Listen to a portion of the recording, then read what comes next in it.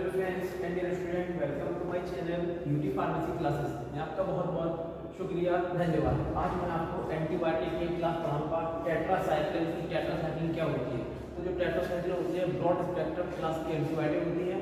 इसको gram positive gram negative bacteria को किल करने के लिए यूज किया जाता है। ठीक है, इसका वायरल बैक्टीरियल इन्फेक्शन को ट्रीट करने में यूज किया जाता है।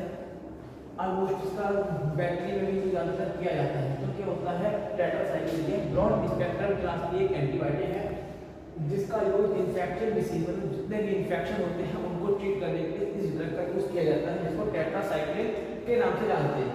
अब आते हैं क्लासिफिकेशन। इसको हम लोग क्लासिफाई इसके जो इसकी डोजेज होती है या उसका जो बायोबिलिटी होती है उसके अकॉर्डिंग हम इसको क्लासिफाई किया जाता है।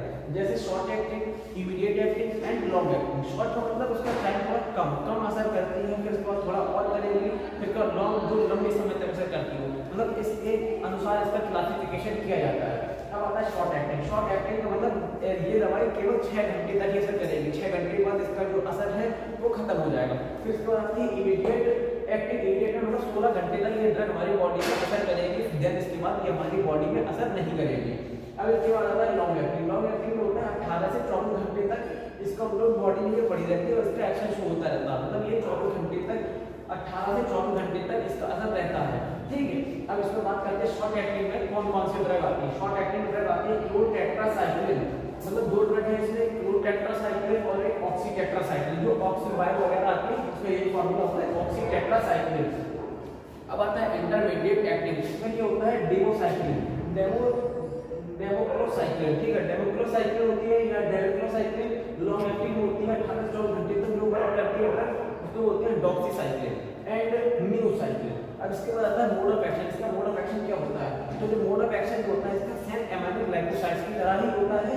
ये राइबोसोम्स की सब यूनिट 30S को इनहिबिट कर देती है। 30S को जब इनहिबिट कर देती है तो प्रोटीन सिंथेसिस मतलब प्रोटीन का सिंथेसिस नहीं होता है। जब बैक्टीरिया का प्रोटीन सिंथेसिस नहीं होगा तो बैक्टीरिया ग्रो नहीं कर पाएगा, वहीं उसकी डेथ हो जाएगी। ठीक है, फिर क्या होता है, ये ट्रांसपेप्टिडेज एंजाइम को इनहिबिट कर देती है। मतलब बैक्टीरिया एक एंजाइम को सीक्रेट करता है, उसको ट्रांसपेप्टिडेज एंजाइम बोलते हैं। तो ये उस एंजाइम को इनहिबिट कर देती है और इसका ये काम हो है, ये टीआरएनए को मतलब टीआरएनए होता है उसको एमआरएनए की ए साइड से बाइंड होने से प्रिवेंट करती है। मतलब कि सपोज करके एक टीआरएनए है और ये आरआरएनए है, तो ये इसको इससे बाइंड होने से प्रिवेंट कर देती है। ठीक है, इसकी मतलब आरएनए की ए साइड से बाइंड होने से प्रिवेंट कर देती है। अब इसके बाद आता है इसका यही हमारा मोड ऑफ एक्शन होता है और ये ड्रग की मैकेनिज्म होती है। अब इंडिकेशन क्या क्या होता है इसका, तो ये जो हमारे ड्रग है इसका इंडिकेशन बैक्टीरियल इन्फेक्शन यूज करते हैं। मतलब बैक्टीरियल इन्फेक्शन जो होते हैं या स्किन इन्फेक्शन जो फोड़ा फुंसी वगैरह निकलता है उसमें,